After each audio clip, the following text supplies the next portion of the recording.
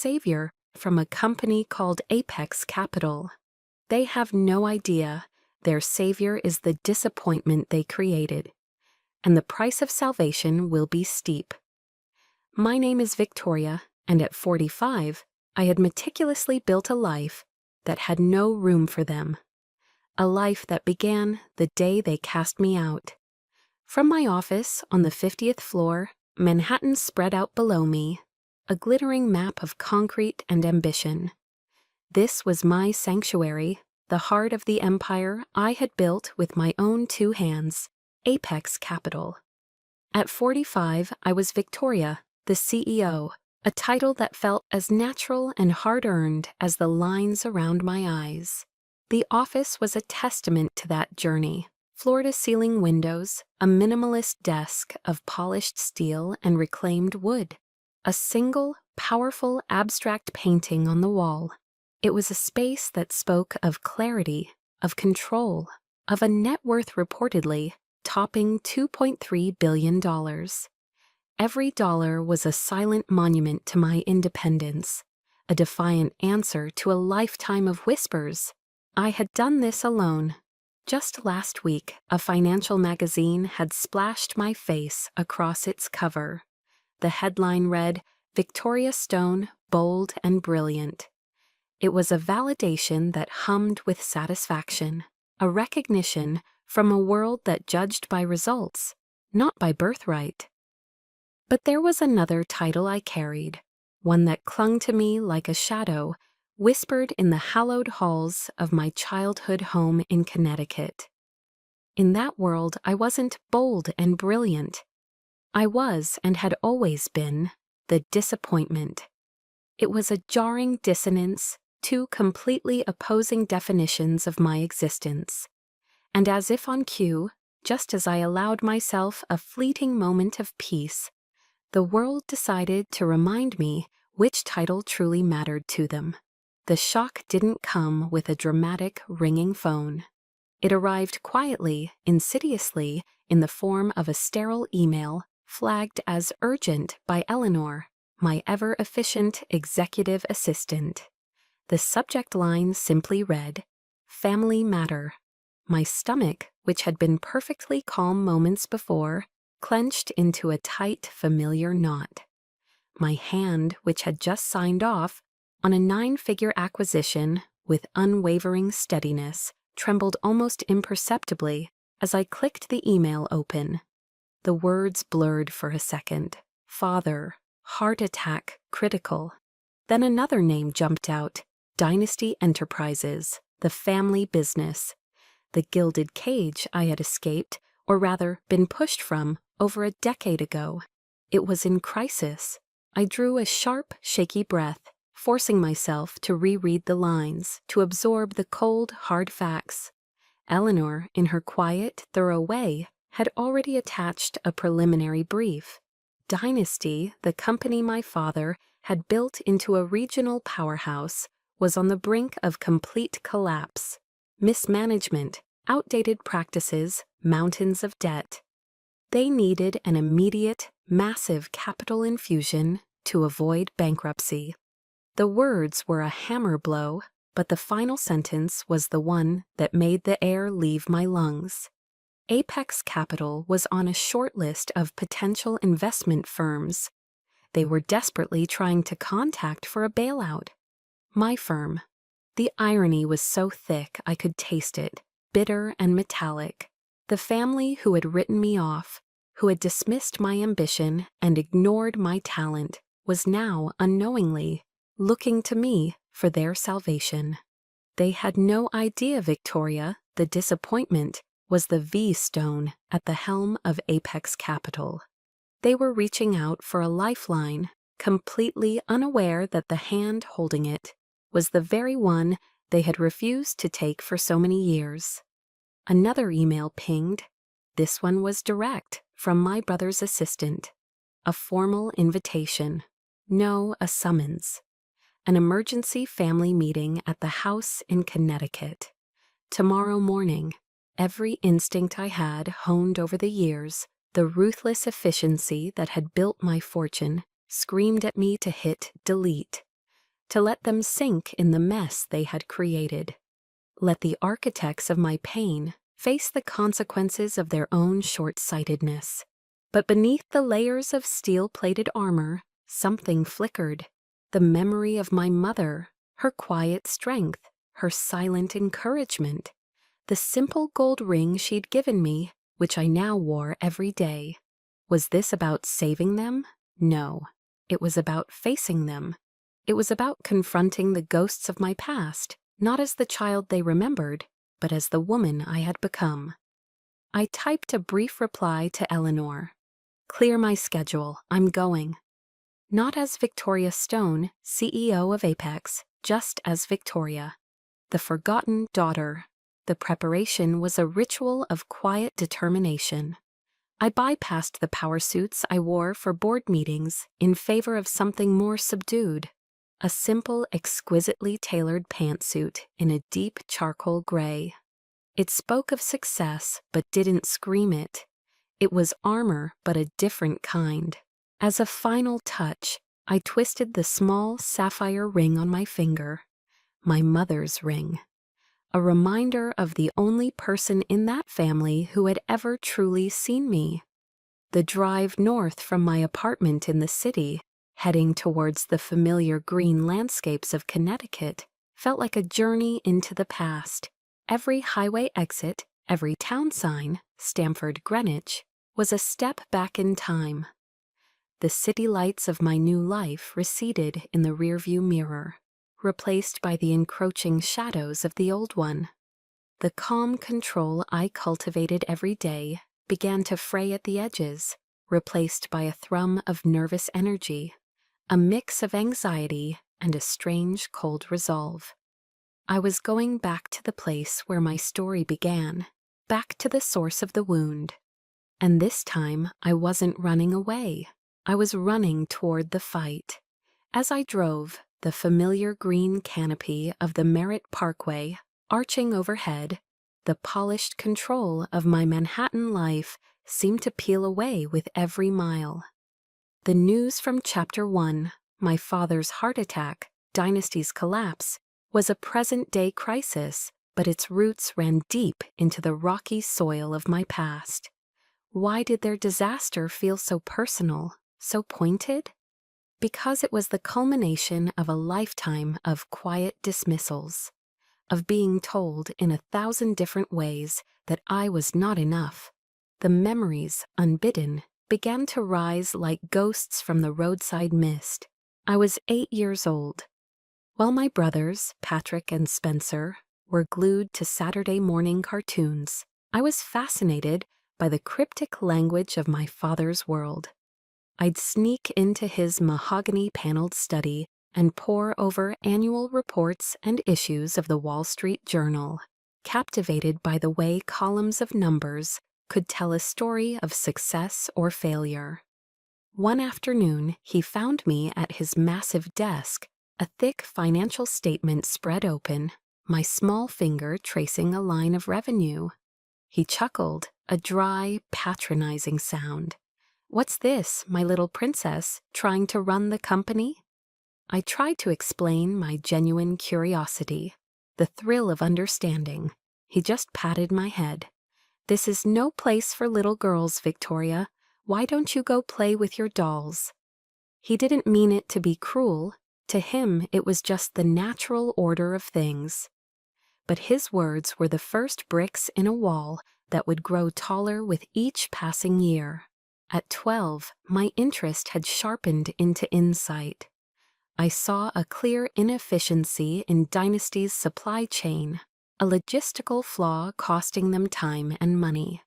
I spent a week charting it out, gathering data, preparing a simple but clear presentation. My heart hammered with nervous hope as I approached him in his study. I laid out my case. He didn't even look up from his paperwork. "That's nice, Victoria. Run along now, I'm busy." It wasn't a debate. It was a dismissal. My analysis, my effort, my mind, all rendered invisible in an instant. The contrast with my brothers was a constant, grinding injustice. Patrick, the eldest, was the designated heir, his path paved with forgiveness and low expectations.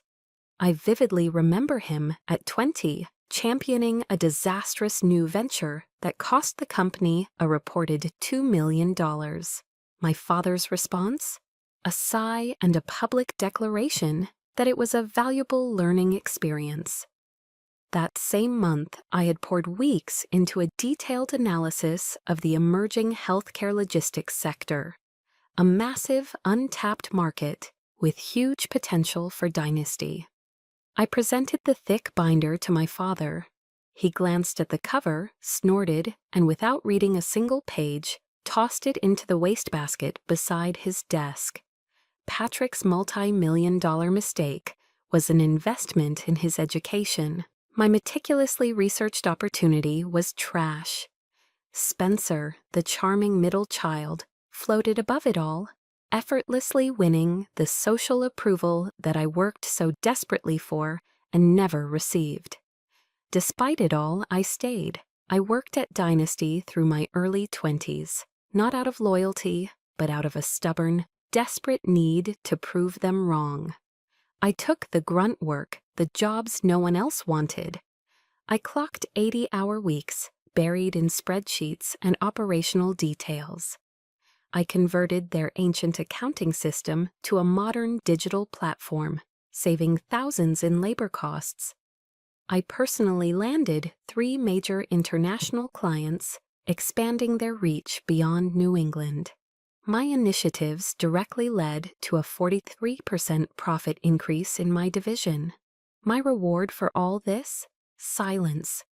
Not a single word of praise, no bonus, no public acknowledgement.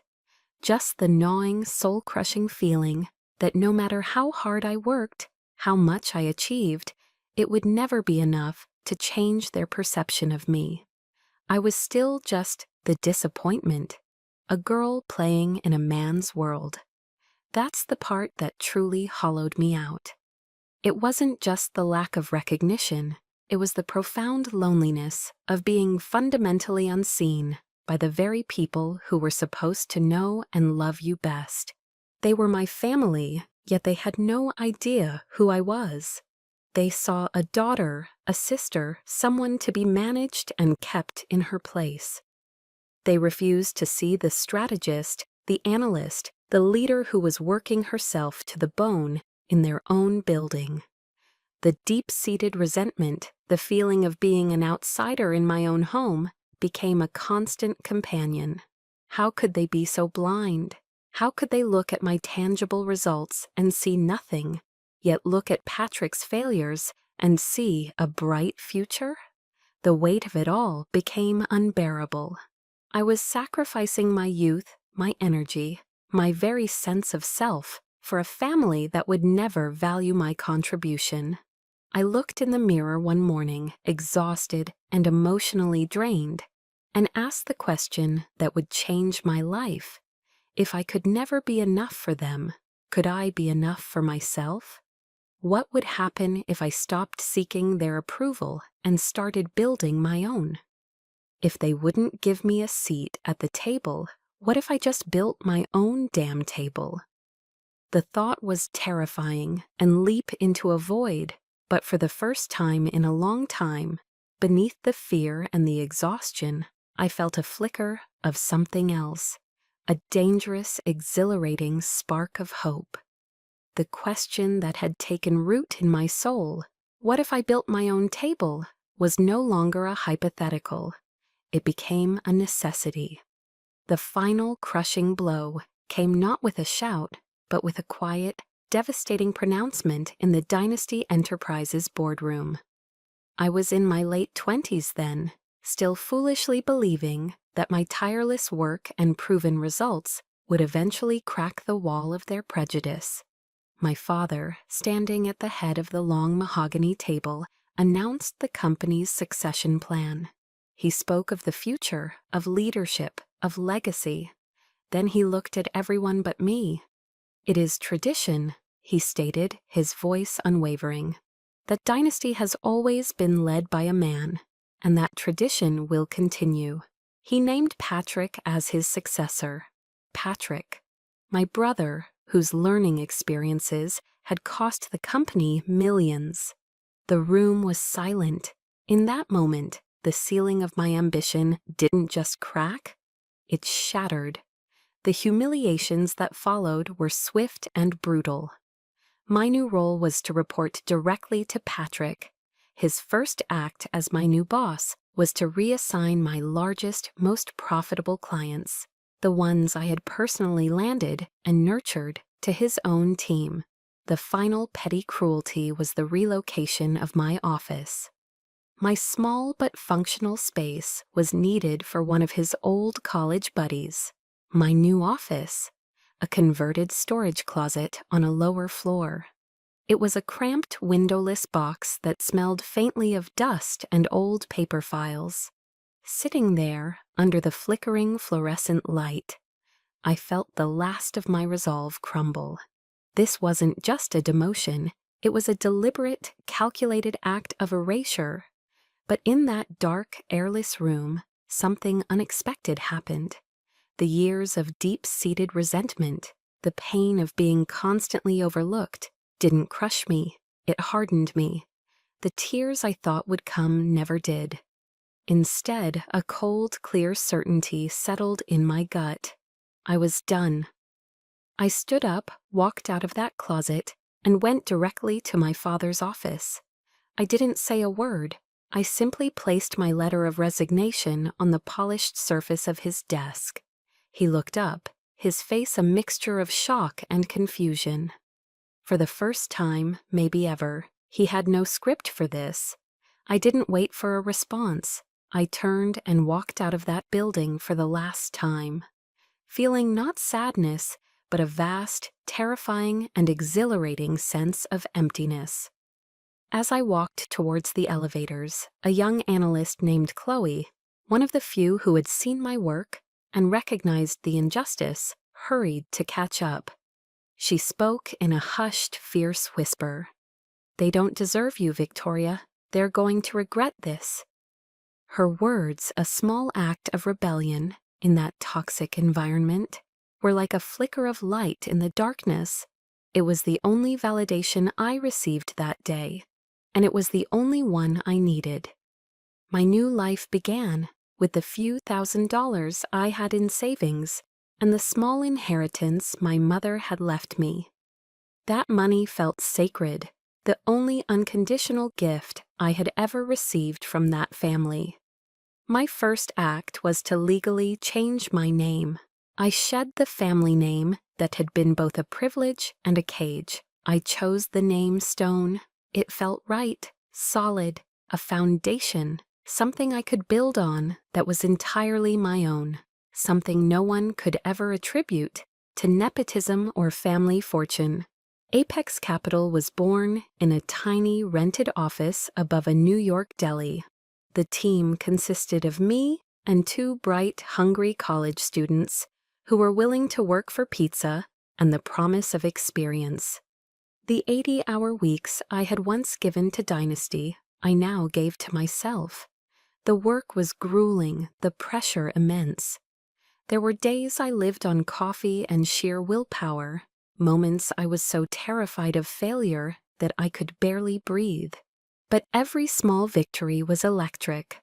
Our first client, our first profitable quarter, the day we hired our first full-time employee, we were building something from nothing, fueled by a shared belief and an underdog's tenacity.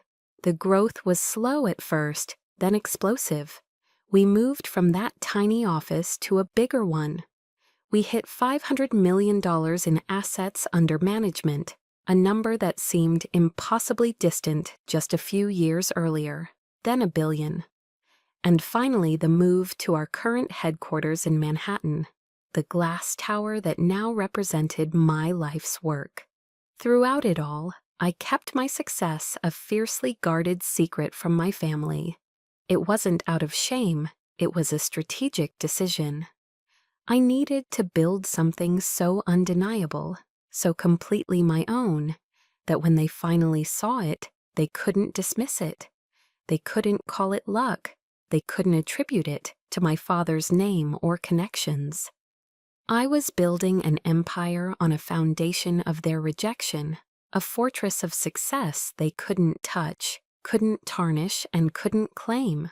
I was building a new world where I was not the disappointment, but the architect. And in that world, I was finally unequivocally enough. The only problem was, it was a lonely world to rule. The path that took me from a dusty storage closet to a Manhattan skyscraper was, for a long time, a solitary one. I had made the decision to leave, to build, to become Victoria Stone, all on my own. It had been, as I realized, a lonely world to rule. But as Apex Capital grew from a two-person gamble into a billion-dollar powerhouse, I recognized I hadn't built it entirely alone. I had laid the foundation, but the structure itself was held up by a team of people who became something I never thought I'd have again. A family, my chosen family. At the heart of it all was Eleanor, my COO. She was one of the first people I hired when Apex was still just a dream, operating out of a cramped second-floor office. She was brilliant, fiercely loyal, and possessed a quiet, unshakable calm that perfectly balanced my own intensity. But more than that, she became my anchor, and around us grew a core team. David, our head of research, a quiet genius who could see patterns in data that others missed. Maria, who handled our client relations with a warmth and empathy that was the soul of our company. And a dozen other dedicated individuals who had believed in my vision when it was little more than a whisper. They weren't just my colleagues, they were my co-conspirators, my friends, my bedrock. These were the people who saw me not as a title, but as a person. The culture at Apex was the antithesis of the one I had fled at Dynasty. Our brainstorming sessions weren't arenas for ego or asserting dominance. They were vibrant, chaotic, and collaborative. I remember countless late nights, the air thick with the smell of coffee and stale pizza, gathered around a massive whiteboard, markers in hand. We would debate fiercely, challenging each other's ideas, pushing for better, more innovative solutions. No one was ever dismissed. Every voice was heard, every perspective valued. It was a place built on mutual respect and a shared drive to succeed. It was everything my family's business was not. It was a meritocracy of ideas, not of birthright. I recall one particularly brutal quarter years ago. We were facing a volatile market, and the pressure was immense. I was working around the clock, the weight of my employees' livelihoods pressing down on my shoulders until I could barely breathe. One evening, long after everyone else had gone home, Eleanor found me in my office, staring blankly at a screen of bleak red numbers. She didn't offer empty platitudes or tell me to just be strong, a phrase I had come to despise. She simply pulled up a chair, poured me a glass of water from the carafe on my desk, and waited. In that quiet, supportive space, I found myself talking, not just about the market, but about the deeper, colder fear of failure. The feeling of being completely alone at the top, with nowhere to turn. It was a vulnerability, and I had never dared to show anyone at Dynasty. When I finished, Eleanor looked at me, her expression steady and kind. "You're not alone in this, Victoria," she said softly, her voice firm. "You carry the weight, yes, but we are all here, right behind you. We believe in you. I believe in you." In that moment, the contrast was staggering. At Dynasty, my ambition was a threat, my insights were dismissed, and my strength was an inconvenience. Here, with this woman, who was not bound to me by blood, I found the unconditional support and validation I had craved my entire life. It was a quiet moment, but it was profoundly healing, a balm on a wound I didn't even realize was still so raw. These people, this team, they were my real family. They didn't care about my last name, my gender, or what tradition dictated. They saw me. They saw my talent. They respected my work ethic, and they valued my leadership. They celebrated my successes as their own and stood by me through the failures, offering not judgment, but assistance. They had earned my trust, not through obligation, but through consistent, unwavering loyalty and respect. They were the family I had built, a family forged in shared purpose and mutual admiration, not just shared DNA. This was the strength I carried with me as I prepared to drive back to Connecticut, back into the lion's den. When I told Eleanor and the core team that an urgent family matter required my presence, the mood in the room shifted. They didn't pry for details, but they knew the history was fraught with pain. Eleanor simply placed a hand on my arm. "Whatever it is, you've got this," she said. "And we've got everything here. Don't worry about us." David, ever the pragmatist, gave me a firm nod of support. Maria, ever the heart of our group, told me to call if I needed anything at all, even just to vent at 2 in the morning. Their quiet solidarity was my armor. I was heading back to the family that had tried to break me, but this time I wasn't going alone. I was carrying the strength, the belief, and the unwavering support of the family that had helped me put myself back together. Leaving the warmth and support of my Apex team felt like stepping out of a bright, sunlit room into a cold, dim hallway. The drive back to Connecticut, back to the heart of my old life, was a stark transition. And then I saw it, the Dynasty Enterprises building. Funny how memory works. In my mind, it had been a titan of industry, imposing and grand. Now, having built my own empire, it looked smaller, older, a relic from another era. The moment I stepped inside, the familiar musty scent of aged paper and my father's stubborn refusal to modernize hit me. I was led to the same lobby waiting area, with the same stiff, uncomfortable chairs he had deemed perfectly adequate for 2 decades. Sitting there, listening to the low hum of the building, it felt as though time had frozen, or worse, that it was actively pulling me backward, trying to reshape me into the person I used to be. My brothers appeared one by one before the meeting.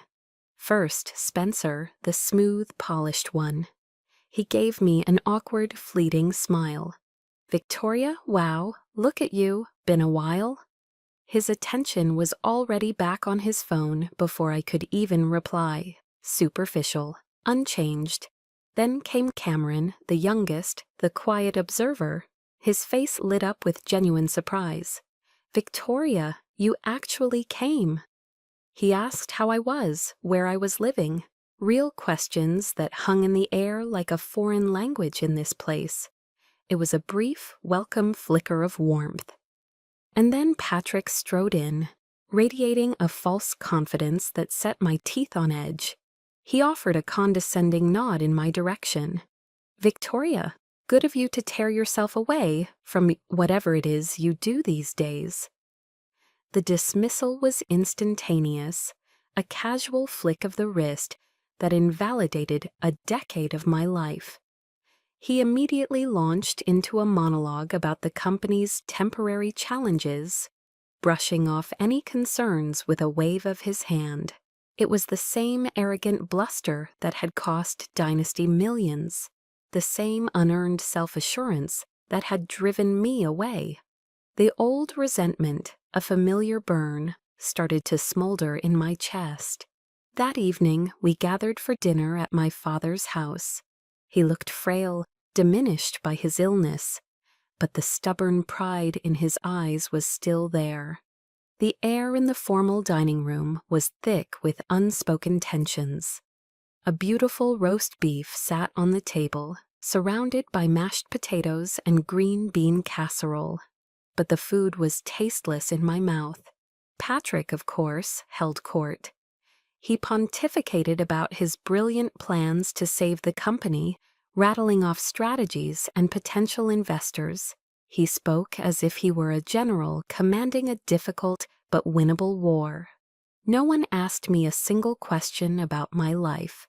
Not about my work, my home, my successes or failures over the past 10 years.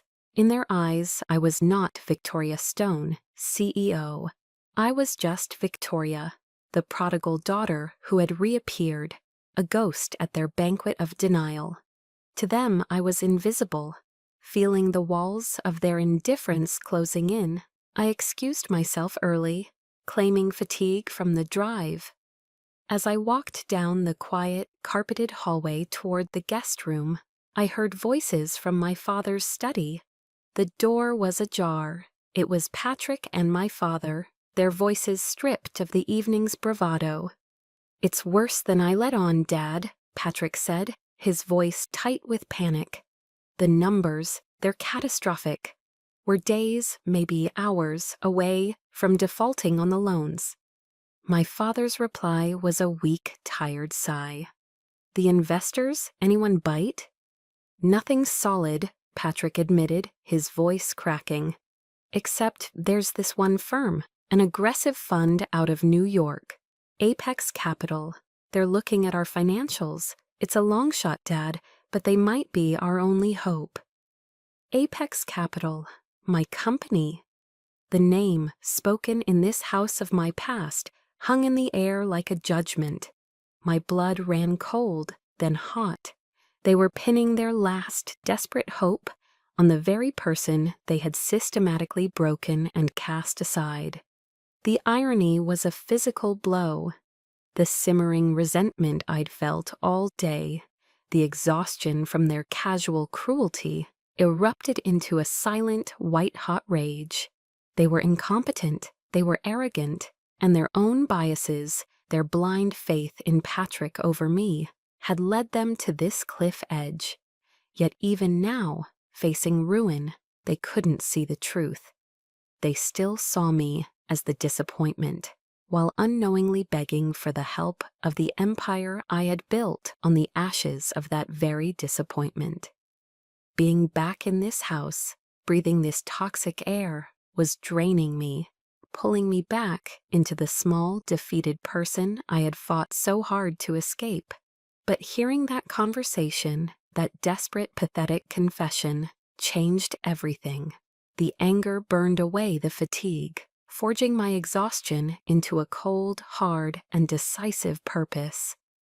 The anger I'd felt after eavesdropping on my father and Patrick didn't dissipate overnight. It settled into a cold, hard knot in my stomach. The next morning, the day of the crucial meeting with potential investors, a meeting where they unknowingly hoped to appeal to me, I arrived at Dynasty Enterprises early. The atmosphere was one of quiet, controlled chaos. Patrick was barking orders, his face slick with a sheen of nervous sweat. I watched from a distance as he fumbled through a final rehearsal of his PowerPoint presentation. The slides were a mess, inconsistent formatting, contradictory data points, and a key financial projection that was so wildly optimistic it bordered on delusional. It was amateur hour, a desperate attempt to put a positive spin on a catastrophe. I saw my younger brother, Cameron, frantically trying to correct a glaring typo on a summary chart. He looked stressed, out of his depth. A flicker of old instinct, the one that always tried to fix things, surfaced. I walked over. "Cameron," I said quietly, "that projection on slide 10 doesn't align with the Q3 revenue data. You might want to—" "We've got it handled, Victoria." Patrick's voice cut through the air like a whip. He stepped between me and Cameron, his posture radiating arrogance. "We don't need your help. This presentation has been vetted by real financial experts." The emphasis on real was a deliberate, targeted insult. It was a clear message. You are not one of us. You are not a real expert. You are an outsider. The pain of that dismissal was sharp, but what came next was the final, unforgivable blow. As the first of the investors began to arrive, Patrick walked over to me, his face a mask of false politeness. "Victoria, we're going to need this space for the actual stakeholders," he said, gesturing to the chair I was sitting in. "There's another room for you, this way." He led me down the hall, his hand on my back, a condescending, dismissive pressure. My stomach churned with a sense of horrifying déjà vu. He stopped in front of a familiar door. He opened it and gestured inside. The storage closet, my old office. It was exactly as I remembered it, the same stacks of forgotten files, the same faint smell of dust and decay, the same single flickering fluorescent bulb. He was literally putting me back in the box he had created for me a decade ago. Something inside me snapped. Standing in that cramped, humiliating space, the years of pain, the thousands of hours of unacknowledged work, the constant grinding dismissals, it all coalesced into a single explosive point of white-hot rage. It wasn't just sadness anymore. It wasn't just disappointment. It was a fury so pure and so powerful, it burned away every last shred of hope I had that these people could ever change. They hadn't just forgotten me, they had learned nothing. They were still the same arrogant, incompetent men who had thrown me away. This wasn't just an insult, it was a declaration that in their eyes I had not moved an inch. My eyes scanned the room, looking for an escape, for a way to channel the storm raging inside me. And then I saw it. Tucked behind an old filing cabinet, a stack of bound financial reports that looked out of place. They weren't the glossy, sanitized versions they handed out to the public. These were internal drafts, covered in scribbled notes. My heart hammered against my ribs. I picked one up. My fingers, now steady with adrenaline, flipped through the pages. My breath caught in my throat. The situation was far, far worse than I had overheard. It wasn't just incompetence. The numbers were manipulated. The losses deliberately obscured. The projections were pure fiction. This wasn't just a failing company. It was a house of cards built on a foundation of lies, and Patrick's signature was on every fraudulent page. In that dusty, forgotten room, the victim died. The woman who had spent her life craving their approval vanished. The anger that had been a burning fire transformed into something colder, harder, and infinitely more dangerous: purpose. This was no longer about wanting them to see me. It was no longer about proving my worth. This was about justice. It was about exposing the truth, not just for my own vindication, but for the legacy of the company my father had once built, before his own biases and his son's greed had driven it into the ground. A new chilling calm settled over me.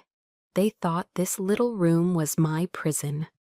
They had no idea it had just become my armory. I held the incriminating documents in my hand, the weight of them both a burden and a weapon.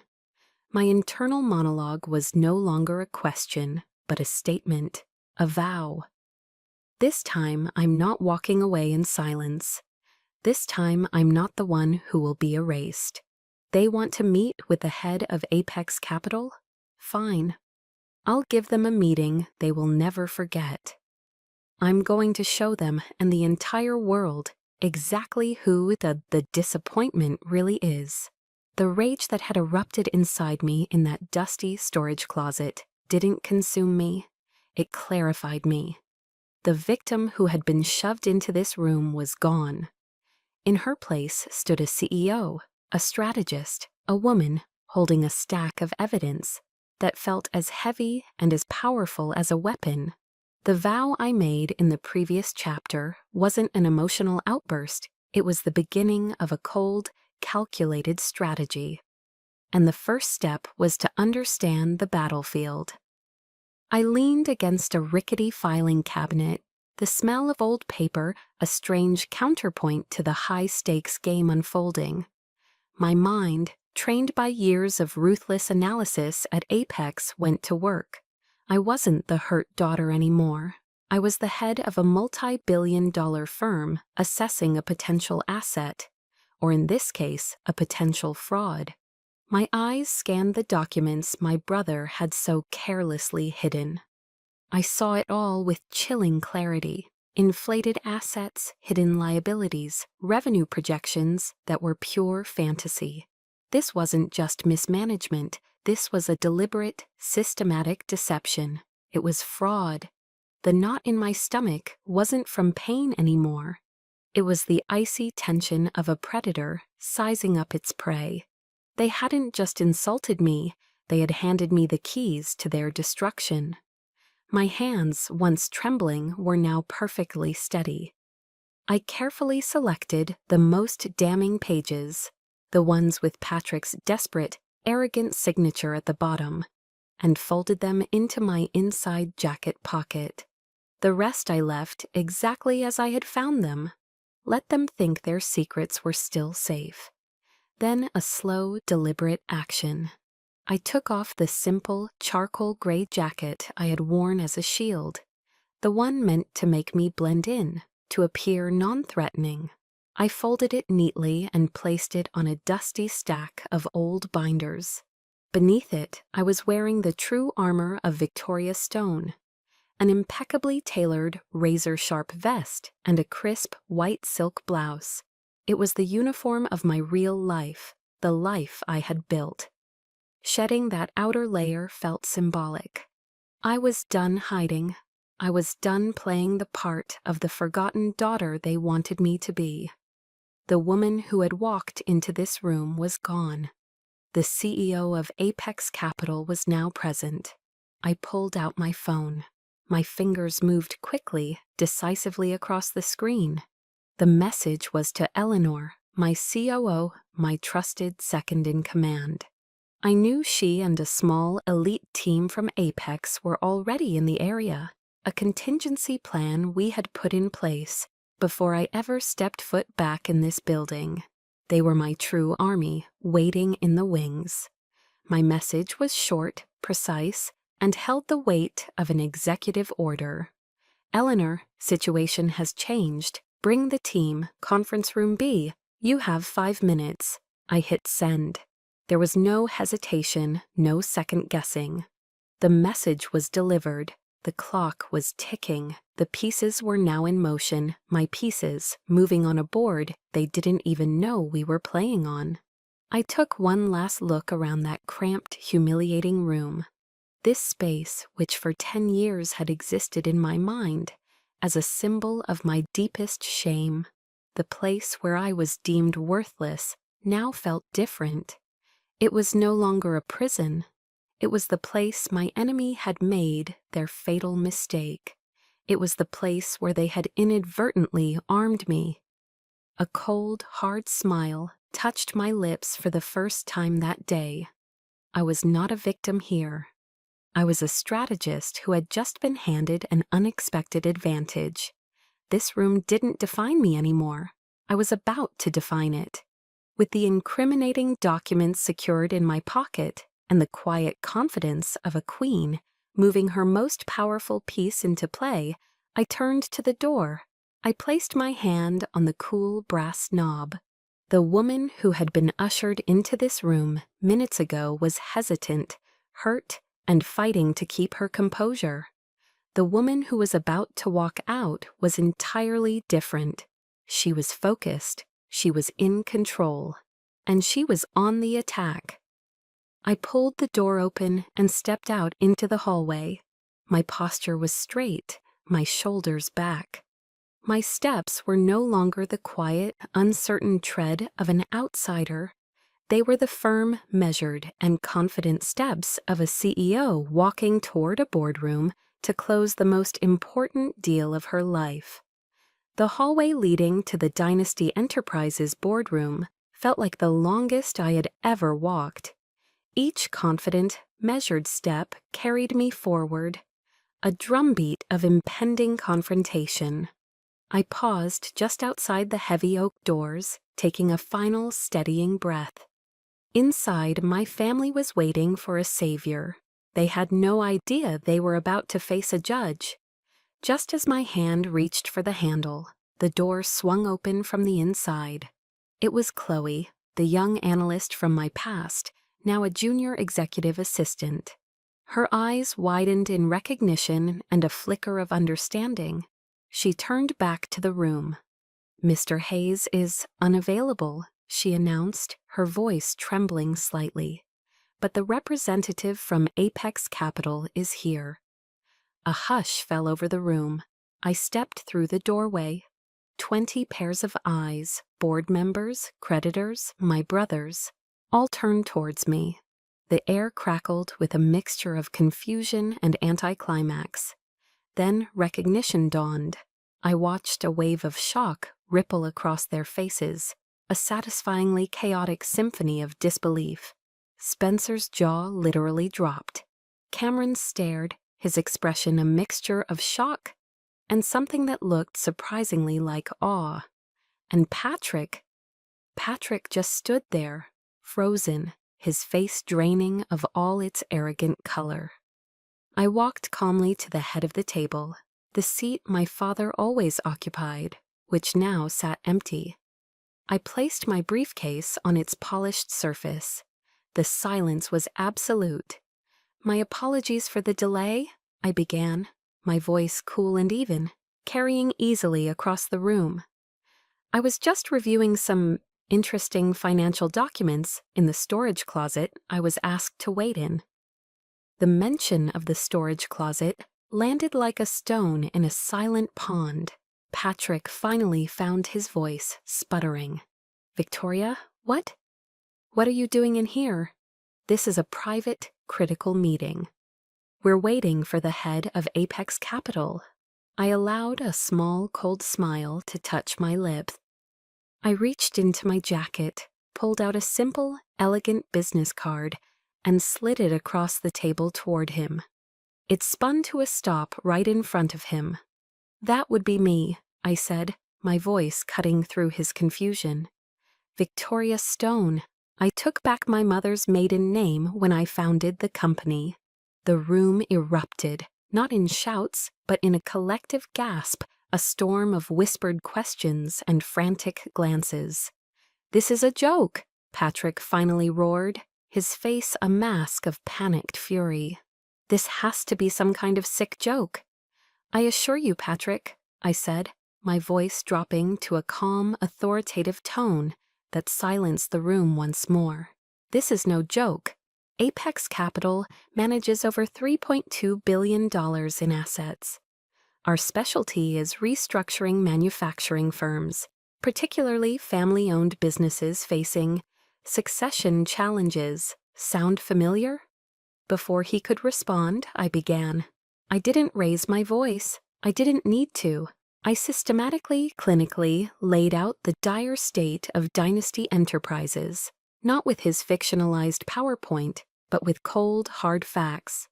The Q3 revenue was overstated by 14%, I stated, looking directly at the assembled creditors. The assets list includes properties that were sold over a year ago, and the projected growth for the next fiscal year is based on a market that doesn't exist. With each point, I saw the color drain from my father's loyal old board members' faces.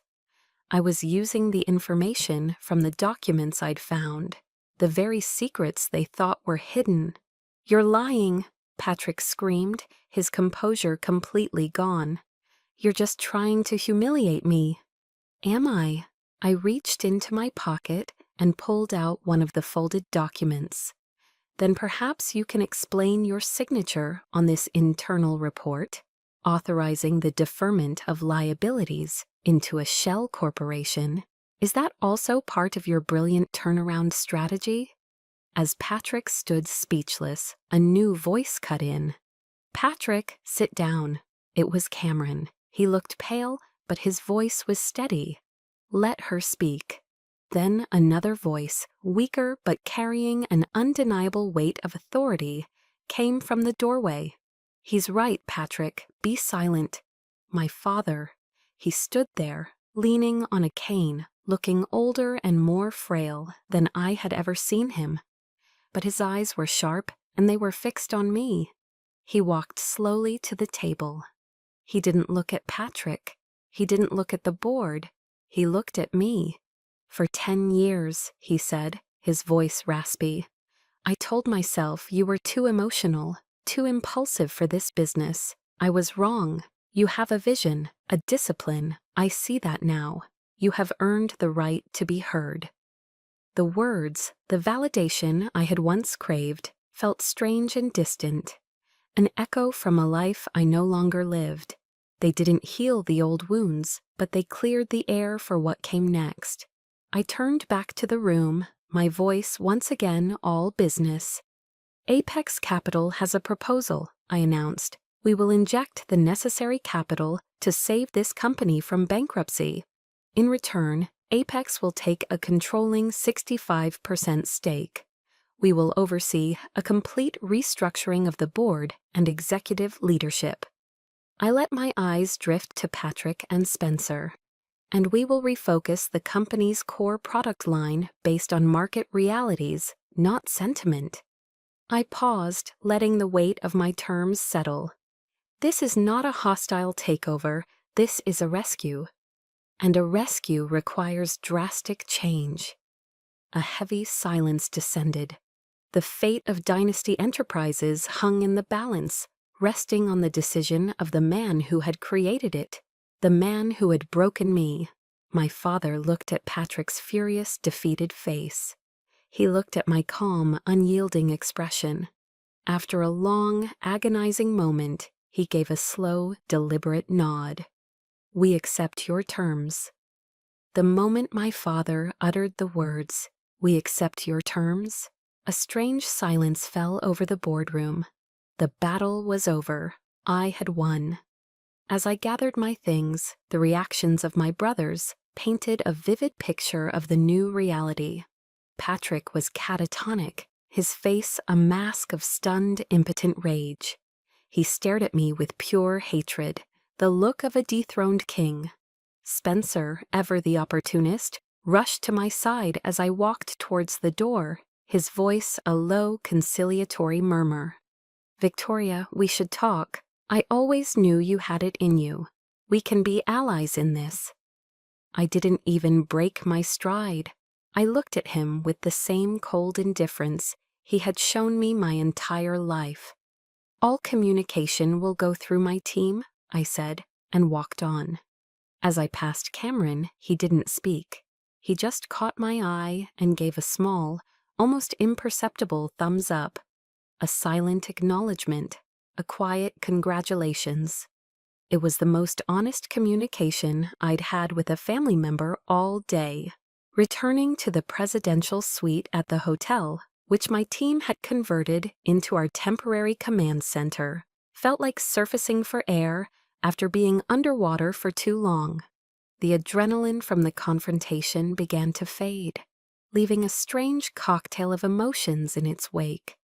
There was the undeniable, satisfying thrill of victory, the catharsis of finally speaking my truth and seeing it land with the force of a bomb. But beneath the triumph, there was a surprising, unwelcome layer of something else, a complex, hollow ache. Maybe it was the sight of my father, so frail and defeated.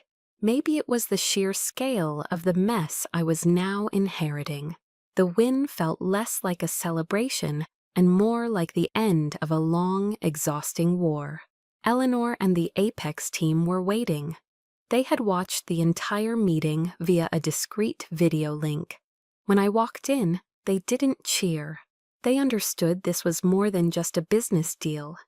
Eleanor handed me a bottle of water. "You did it, Victoria," she said. her voice a mixture of pride and professional concern. "But now the real work begins." She gestured to a screen displaying a preliminary analysis of the documents I'd sent over. "The financial situation is even worse than we projected," she said grimly. "The fraudulent reporting. This goes beyond simple mismanagement. There could be criminal charges. From a purely business perspective, the smart move is to walk away. This company is a toxic asset." She paused, her gaze softening. "But I also know this is your family." An hour later, there was a soft knock on the door of the suite. It was my father. He stood in the doorway, looking smaller than ever, without the backdrop of his boardroom. He seemed to have aged a decade in a few hours. I led him to a chair, an unspoken truce hanging in the air. He sat, his hands resting on his cane. "I am sorry, Victoria," he began, his voice raspy but clear. "I am sorry for the past, for all of it." He looked at me, his eyes filled with a weary regret. "I was a fool. I was bound by tradition, by my own stupid pride. But the truth is, I was afraid of you." He let out a dry, humorless chuckle. "I was afraid of your talent. I saw your drive, your vision. And I was afraid you would build something that would make my life's work, my legacy, look small. And you did." He took a deep, pained breath. "My health, it's worse than I let on. Much worse. This company, dynasty, it's all I have to leave behind." I listened, my expression unreadable. The apology, the one I had once thought I would give anything to hear, landed strangely. It was validation, yes, but it couldn't erase the decades of scars. The pain was too deep, the patterns too ingrained. I could accept his apology, but I couldn't forget the cause. When he finished, I didn't offer comfort or easy absolution. I drew a new line in the sand, one made of steel, not sentiment. "I hear you," I said, my voice calm and steady.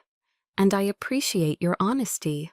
But from this moment forward, our relationship has to change. The emotional manipulation, the family guilt, that's over." I leaned forward, my voice dropping to a professional, non-negotiable tone. "All business matters regarding Dynasty will be handled through my COO, Eleanor, and the Apex team. They will conduct a full, comprehensive due diligence over the next 48 hours. We will have a forensic accounting team go through every book, every ledger. When they are finished, they will present me with their findings." I stood up, signaling the end of the conversation. Then and only then will I make my final decision on whether this rescue is even possible. There are no more family discounts, Dad. This is business now. He simply nodded, a flicker of his old, stubborn pride mixed with a new, weary acceptance. He had come for forgiveness, for a daughter's comfort. Instead, he got a CEO's terms. And for the first time in my life, I knew he finally, truly respected me for it. The 48 hours that followed my confrontation with my father were a whirlwind of intense, around-the-clock work. My Apex team, led by Eleanor, descended upon Dynasty's books with surgical precision. The final due diligence report they presented was grim, confirming not just gross incompetence, but deliberate, actionable fraud orchestrated by my brother Patrick. From a purely financial standpoint, Dynasty Enterprises was radioactive. But standing there, in that hotel suite that had become our war room, looking at the wreckage of my father's legacy, my decision became clear. I would save it. Not for them, not for the family that had cast me out, but for the core of what the company once was, the foundation my father had built before his judgment was clouded by bias. And perhaps, most importantly, to prove to myself that I could turn the very thing they deemed worthless into gold. The terms were absolute, ironclad. Apex took controlling interest.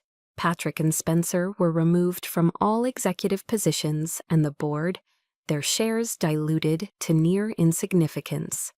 A new management team, handpicked by me, would be installed. It wasn't a negotiation, it was the terms of surrender. And they accepted. 2 years have passed since that day. The view from my office at Apex is still the same, but I see it differently now. The frenetic energy of my past, the constant, driving need to prove my worth, has softened into a quiet, steady confidence. I am no longer just a CEO. I am a builder, a restorer. Under the management of Apex, Dynasty Enterprises, now rebranded as Dynasty Innovative, has been stripped down, rebuilt, and is thriving. We salvaged the good, discarded the rotten, and infused it with the meritocratic, forward-thinking culture that defines Apex. It is profitable, it is respected, it is a testament to what could have been and what now is. My life is peaceful. It's a word I never thought I would use to describe myself. The gnawing hunger for approval from my family is gone, replaced by a quiet self-acceptance. My value isn't determined by their validation or their disappointment. It's defined by my actions, my integrity, and the loyalty of the people who truly see me. My relationship with my family has found a new, strange equilibrium. My father and I speak occasionally. There is a newfound, weary respect in his voice. He sees what I have built, what I have saved, and I think he has found a measure of peace in knowing his life's work didn't end in disgrace. The old dynamic is gone. Our conversations are cordial, but bound by the clear professional lines I drew that day. There is no easy forgiveness, but there is an understanding. Cameron has become a genuine ally. He stayed with the new company, finding a role in logistics where his quiet competence shines. We are building a new kind of relationship, one based on mutual respect, not shared trauma. As for Patrick and Spencer, they are distant figures, navigating the consequences of their own actions. There is no reconciliation, only the quiet reality of a new world order they were forced to accept. But my true family, the one that nourishes my soul, is here, in this building. It's Eleanor, who still stands by my side, not just as a TOO, but as my closest friend. It's the team at Apex who celebrated the successful turnaround of Dynasty, not as a corporate victory, but as a personal one for me. We still have our late nights fueled by takeout and coffee, but now they are filled with laughter and a deep, abiding sense of shared purpose. They are my constant, my anchor, the family I chose, and who chose me back every single day. Last spring, I took a drive back to Connecticut, but not to the old house. I went to the quiet, leafy cemetery where my mother is buried. The name on the headstone was her married name, the one I had shed, but I had taken back her maiden name, Stone, and built an empire with it. I placed a small bouquet of her favorite flowers, simple white lilies, on the grave. "I did it, Mom," I whispered to the cool morning air. "I built my own table." It was a quiet moment of tribute, of acknowledging the legacy of quiet strength she had passed on to me. I think about my journey often, from the little girl in the study to the disappointment, to the architect of my own life. The greatest lesson I learned was not in the boardroom, but in the quiet moments of self-reflection. My worth was never up for their debate. It was always there, inherent, waiting for me to claim it. The walls they built around me didn't define my potential. They only fueled my determination to break free. And now I make it a point to share that lesson. Once a month, I mentor a group of young, ambitious women, starting their own businesses. I see the same fire in their eyes that I once had in mine. I tell them my story. I tell them to never let anyone else define their worth, to never let the limitations of others become their own. I tell them to build their own tables and to make them as grand and as sturdy as their dreams will allow. Because in the end, the only legacy that truly matters is the one you build for yourself.